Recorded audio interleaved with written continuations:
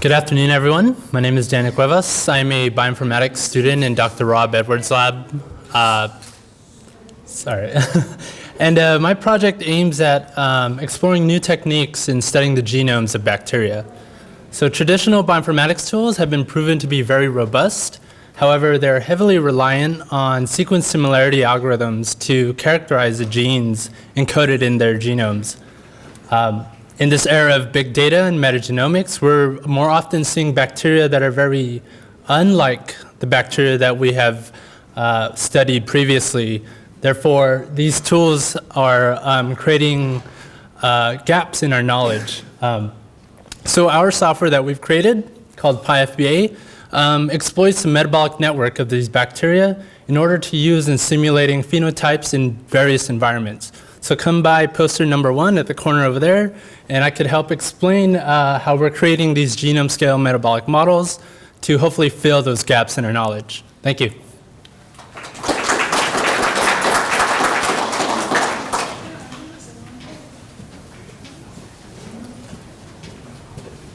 My name is Blair Robinson. I'm also a bioinformatics master's student in Dr. Rob Edwards' bioinformatics lab. My project involves the genetic and phenotypic analysis of Gammaproteobacteria. So for this project, we have bacteria that were collected from various locations along the coast of Southern California from kelp beds. The bacteria were either kelp surface associated or water column associated. And so what we've done is we've cultured them, sequenced them, and also created phenotypic profiles using 96-well microphenotypic assays. And so what I've done is I've performed a phylogenetic analysis and aligned it to the phenotypic profiles we've created. And I've identified 2 species that are very similar genetically, but have very different phenotypic profiles.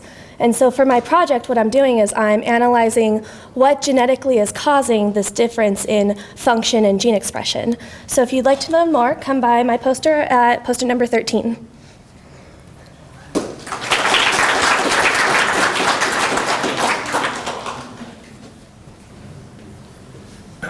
Hi, everyone. My name is Genivaldo Silva, and I'm a PhD student in the Computational Science program, work with Dr. Rob Edwards. What I do on my research, I create computational methods to analyze metagenomic data. And as the keynote said, we are in the big data area, that now we have more data than ever. So it means the sequences become really cheap. We have a lot of data to be analyzed. So in the past years, I've created 2 methods to analyze metagenomics data. One says who is there, which organisms are in the sample, and it's over 100,000 times faster than other methods. And the other one is to answer the question what they are doing, what the organisms are doing. It's about 1,000 times faster than other methods. If you want to know how I made it so fast, please stop at poster 12. Thank you.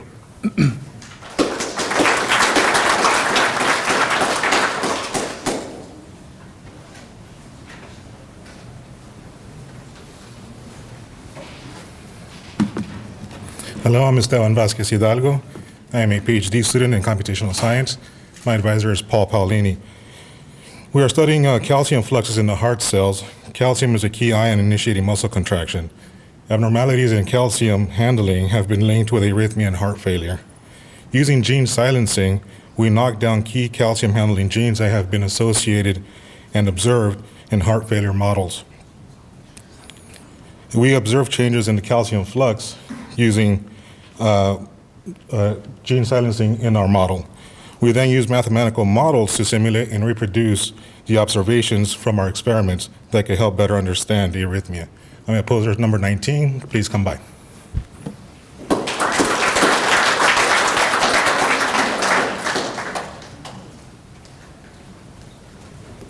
Hello, everyone. My name is Priscilla Kelly, and I do my research with the physics department. Our goal is to bridge the gap between electronics, which are very small, and photonics, which are very fast, and create new devices that are very small and fast together. We believe we can do this by taking advantage of something called hyperbolic dispersion, which allows light to overcome the diffraction limit. We would like to study this in a material that's multi-layered with aluminum-doped zinc oxide between zinc oxide layers. It was grown using atomic layer deposition, and we investigated how light travels through it using a non-destructive technique called ellipsometry. I modeled individual layers and how they correspond to the total structure's response to light. And this study could allow us to really investigate how doping occurs on the nanometer scale. If you'd like to learn more, I'm poster 8, and I'll love to show you our results. Thank you.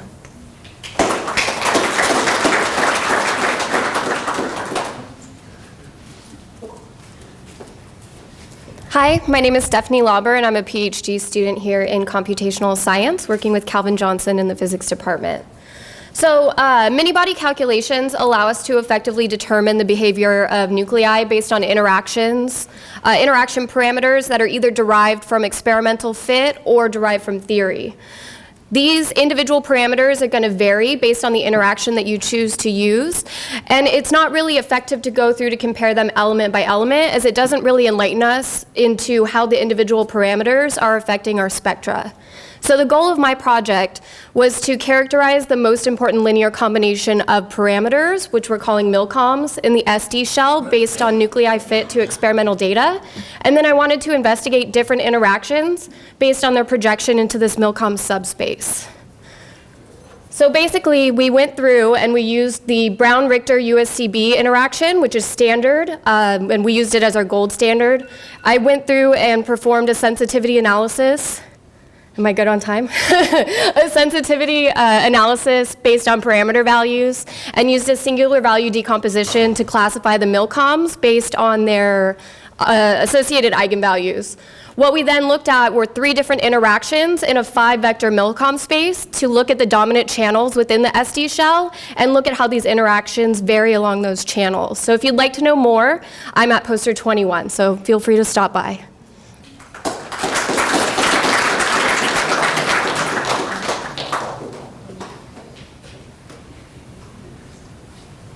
Hi, my name is Anna. I'm a PhD student here at the Computational Science program. I'm going to be presenting on the convergence properties of the randomized Cox-Marx method and the randomized Gauss-Seidel method. These are 2 stochastic iterative algorithms that solve linear systems and are particularly useful when you have such large systems or such big amounts of data that you can't load the entire matrix into memory. So if you're interested in hearing more, please stop by my poster, which is poster 26.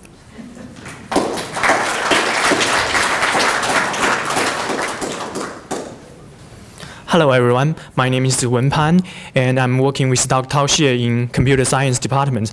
My research focuses on request scheduling in storage systems. So existing storage system, they just put restarted request into low priority queue because they think restarted request would restart again in their future execution. But we found that this is not true for some workloads, so we just put the restarted request into high priority queue to see what would happen. And furthermore, we also change the weight of different queues to see what would happen. And if you are interested in my research, please come to poster 24. Thank you.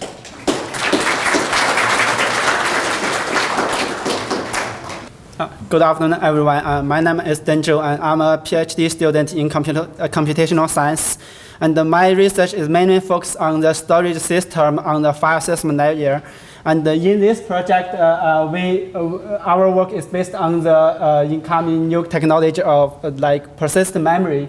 In the persistent memory, it can directly connect to the memory bus and have a very low hardware latency, which is very different from the traditional hardware. So we propose to have a flat layer structure instead of a hierarchical layer to simplify the software and improve the overall performance, and also take advantage of the parallel access and the random access of feature of the persistent memory.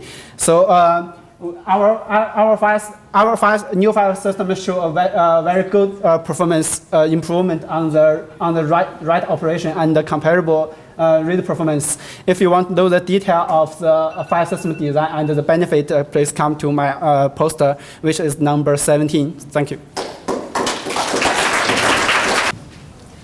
Good afternoon, everybody. My name is Ron Zablocki. Today I'm going to present covariate modulated force discovery in hidden Mach 4 random field. The main focus here is to control for type 1 error in large-scale hypothesis testing with dependent data. We incorporate this dependent network structure into a hidden Mach 4 random field model through a Bayesian approach. This approach can be applied in anywhere that has test statistics and a network structure. Actually, in next step, we are going to apply this to gene network and help to identify disease gene. And thank you. My poster is at 27. Thank you.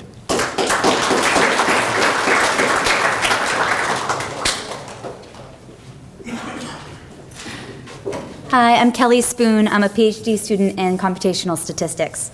My project is looking at modifying a method from personalized medicine that modifies random forests and classification regression trees to include an interaction effect. So you can actually determine how much of an impact there's going to be for a particular person with a treatment in mind. We changed this a little bit to be able to work with not randomized clinical trials, but with observational data. So if you want to learn more about that and how it applied to some data we have here, education data at SDSU, come see me at poster 29.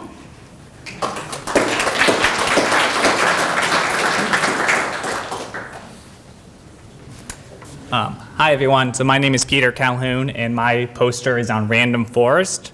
So we all hear about predictions every day, ranging from the probability is going to rain today to whether the Golden State Warriors will win the NBA playoffs.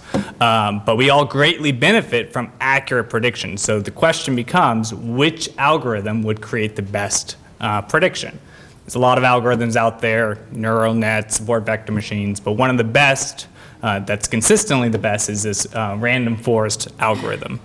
So my dissertation is basically, let's take the best method and let's make it better. So I modify the random forest to make better predictions. If you're interested in hearing more, my poster is number 10. Thank you.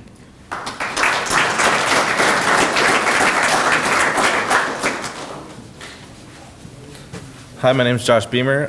My research looks into analyzing course redesigns to look at student performance outcomes, mainly between online and face-to-face courses. I identify key student characteristics to predict course outcomes, and then I combined random forest and lasso regression models to create individualized treatment effects for students so that we can personalize courses for students. So if you want to see me, I'll be at poster 20.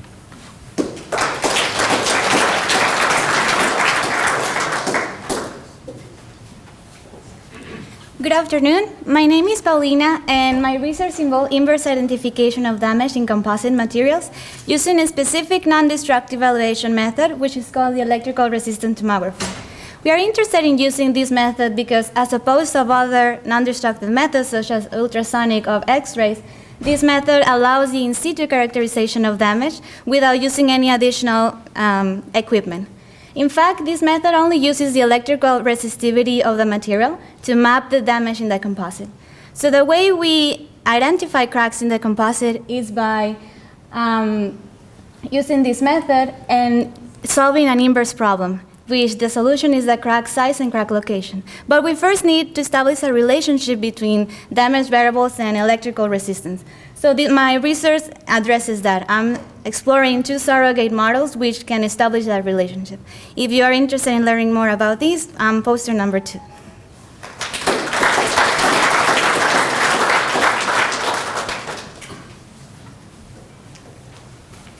Hello, my name is Vaibhav Yadav. I'm a postdoctoral fellow in aerospace engineering, and I'm working on developing a computational tool for the US Air Force.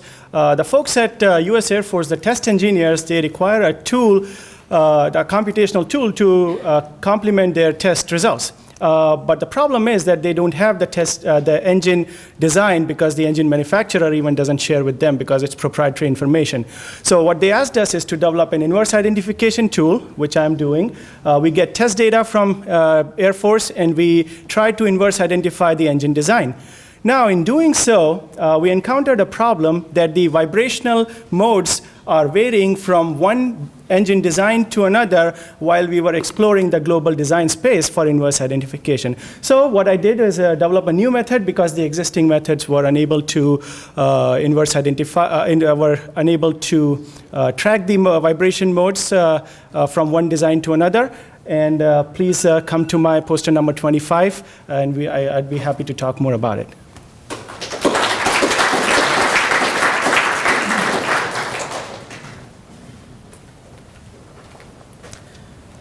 Hi, my name is Alexander Popescu, and my research involves characterizing the progressive failure damage in countersunk composite bolted joints. The reason this topic is important is that as the first generation of aircraft in the military that were designed with composite primary structures are aging, the military has become interested in extending their service lifetime. And because bolted joints are the primary source of damage in these structures, we're very interested in seeing how the damage accumulates over the lifetime of a structure. So we've designed a series of tests based on an existing standard, but we've also developed a modified test fixture that you can see in the top left. We then subject them to a series of static loads, section them, and acquire data from both C-scan and microscopy that we can then use to validate our computer models that try to search for high stress locations and therefore areas where damage can nucleate. If you're interested in hearing more, please visit at poster number 11. Thank you.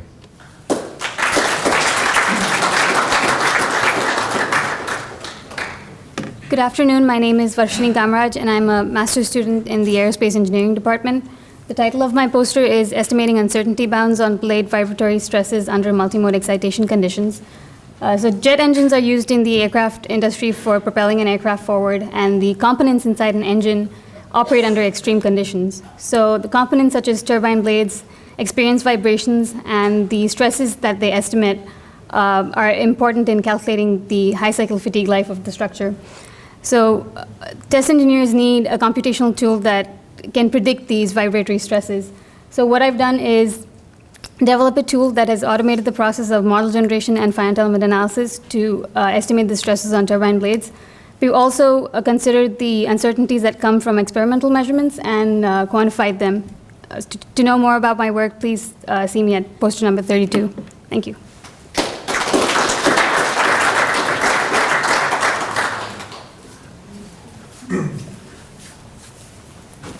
Good afternoon, everyone. My name is Luis Escalona, and my work is mostly focused on the damage detection in composites, specifically in carbon fiber reinforced polymers.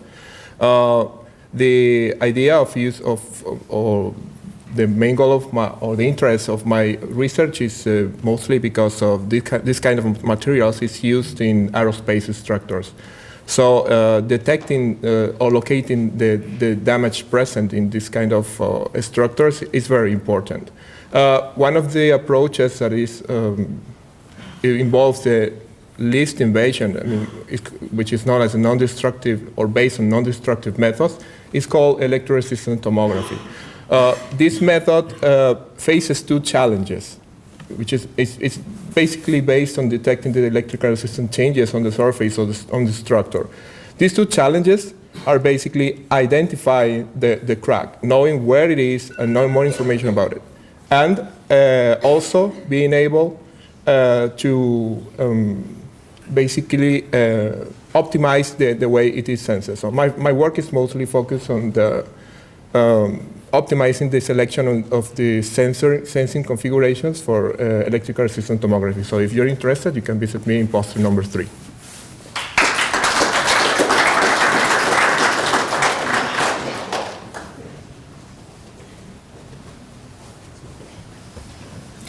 Hi everyone, my name is Lisha Zhu.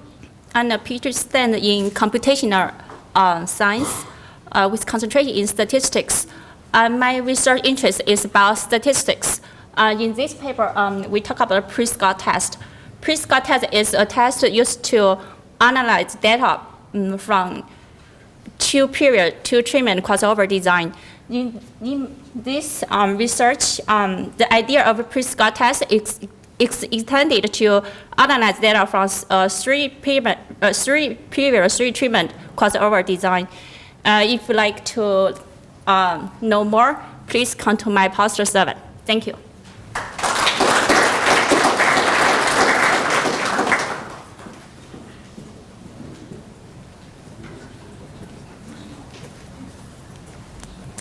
Good afternoon, everyone. I'm Afruz. I'm a computational statistics PhD student working for Brain Imaging Lab. My main research focus is pattern recognition on big data, where the sample size is very smaller than the number of features.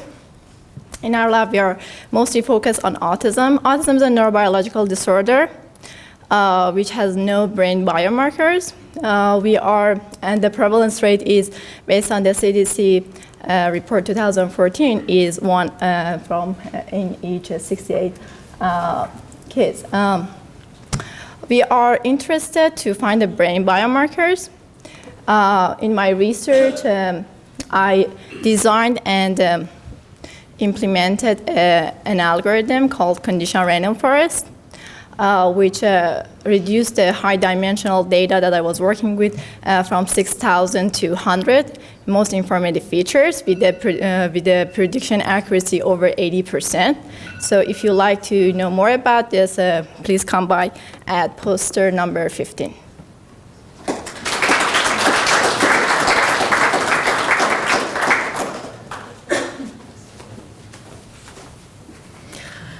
Hello, I'm Colette Smirniotis. I'm a doctoral student in computational statistics. So we all have heard lots about the drought, so we know how important mountain snowpack is for a water resource. However, in spite of its importance, there's actually, excuse me, not a widely accepted gold standard data set for snowpack like there is for precipitation or surface temperature.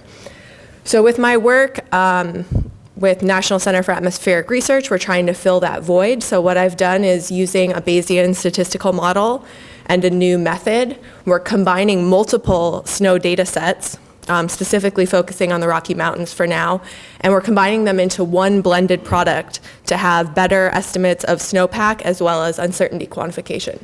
So if you'd like to know more, please stop by poster number 4.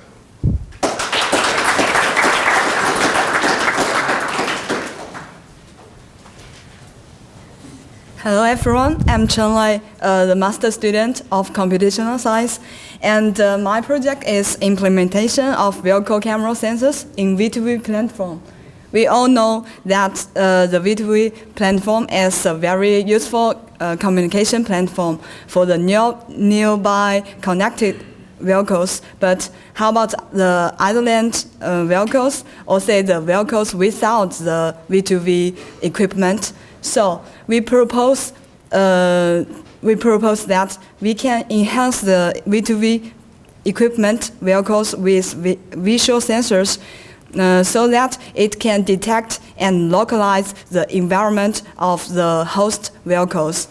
We also use the DPM in the machine learning of the computer vision. If you have more interested in it, you can go to my poster number 31. Yeah, thank you.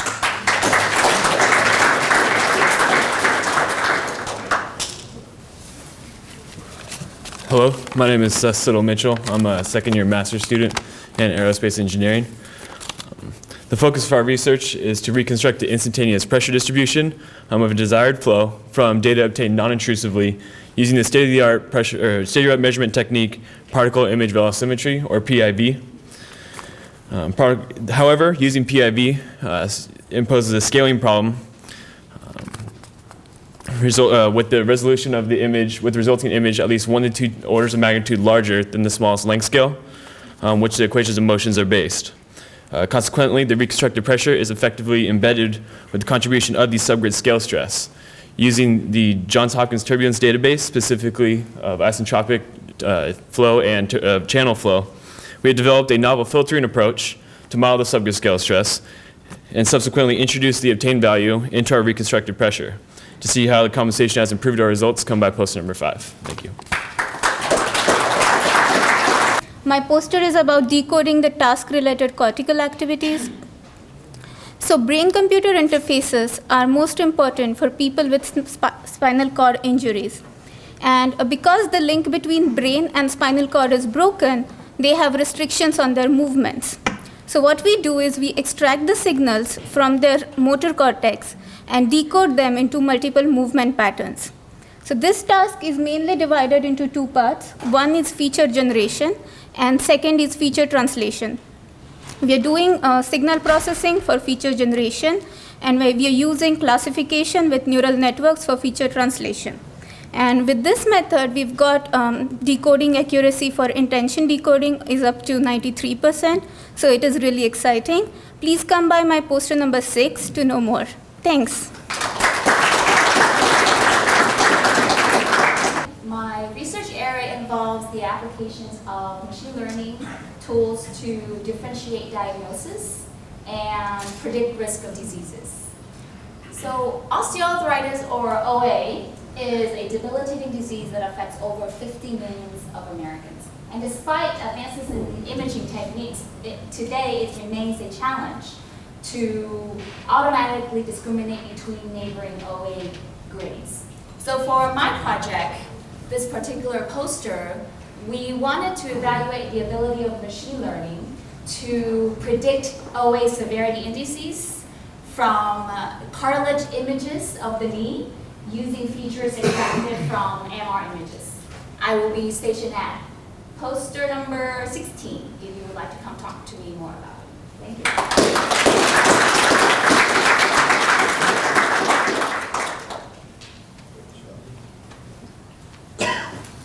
Okay, good afternoon, everybody. I'm Kevin Joyner, a PhD student in computational science. I'm currently working with a team at the Bioinformation Institute here at SDSU. We've undertook an exciting new project of which we're studying how the subdiffusive properties of bacteriophage allow a host organism to use phage as treatment against pathogenic bacteria.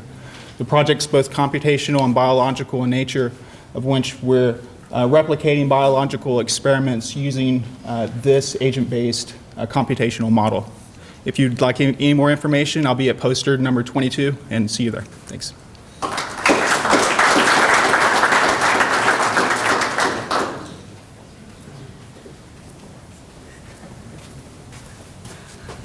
Good afternoon. My name is James Mullinex, and we are studying coral algae warring that's occurring all over the planet.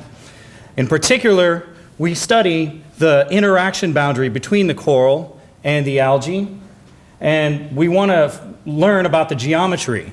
So we employ fractal dimension analysis. We employ two algorithms, Richardson's algorithm and the box counting dimension.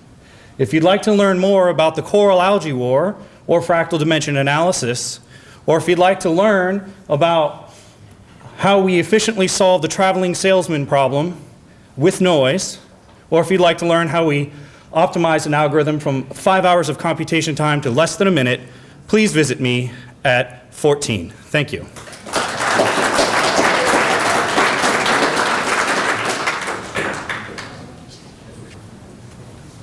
Hello, my name is Moin Parsinia. I'm a PhD student at CSRC department under the supervision of Dr. Sanil Kumar. I'm working on extending the traditional single hop frequency division duplex systems to a multi-hop communication using multi-beam smart antenna, which allow us to talk with different beams at the same time. So this brings up new challenges and issues, especially gender assignment problem, in which we presented a new algorithm which is fairly trying to distribute the gender across the network. So if you are interested in gender assignment problem, please pay me a visit at poster number 33. Thank you.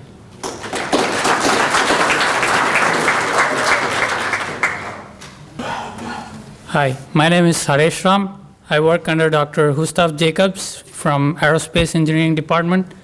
My topic of my poster today is the linear stability analysis of a two shear flow configuration. Initially, typically a single shear flow is used to study flow mixing. Enhancement of flow mixing is important in certain applications like combustion, we perform a DNS simulation and find that a presence of an additional shear layer increases the flow mixing. The main motivation of our research is to relate this nonlinear flow mixing to the modes obtained from linear stability analysis. We validate our DNS with a single shear layer profile and perform the linear stability analysis for a 2-shear flow configuration for varying shear strength and distance between the 2 shear layers. To know more about my work, visit me at poster number 28. Thanks.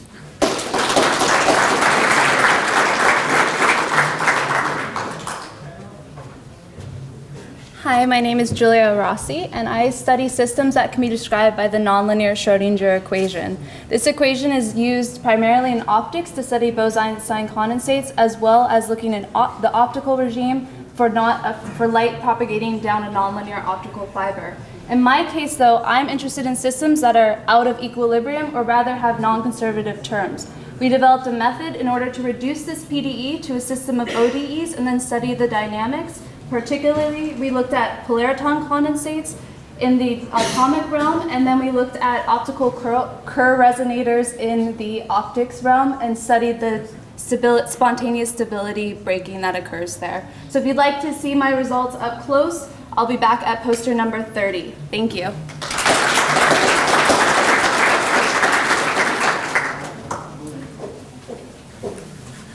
Hi everyone, my name is Manuel Valera and I'm a PhD student here at the CSRC. My research is about internal waves, and internal waves are a major feature in every coastal ocean dynamics, and they play a great role in transforming the energy coming from the ocean currents into the little microbe world. So they enable the creation of the nutrients that feed the whole ecological system. But they pose a challenge because they are highly non-linear, they create turbulence, and it's really difficult to model it because of that. So in our research, we are modeling them using the case of experimental data from Monterey Bay. And if you're interested in this kind of topics, you can come see me in the foot 23. Thank you.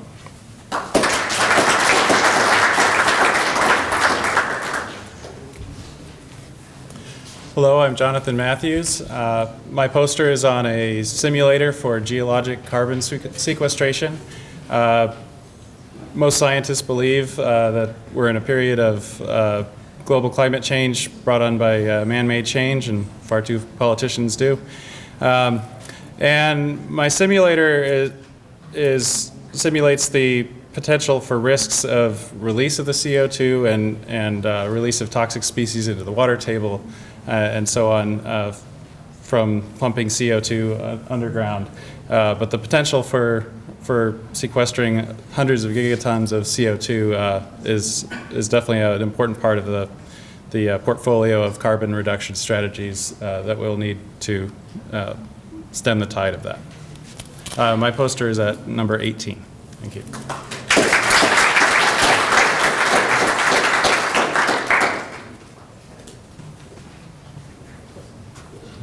Good afternoon, everyone. My name is Johnny Corvino.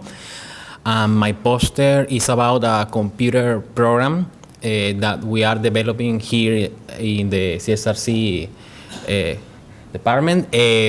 Basically, this program that we name SubFlow, which stands for Subsurface Flow, allows us to model carbon dioxide sequestration scenarios. As you may know, carbon dioxide is the second most abundant greenhouse gas right after water vapor in Earth's atmosphere. So if you are interested about this topic, or if you want to know what makes this tool different from the rest, please visit my poster, which is number 9. Thank you. Please give a big round of applause to our students who have done a tremendous job and on time.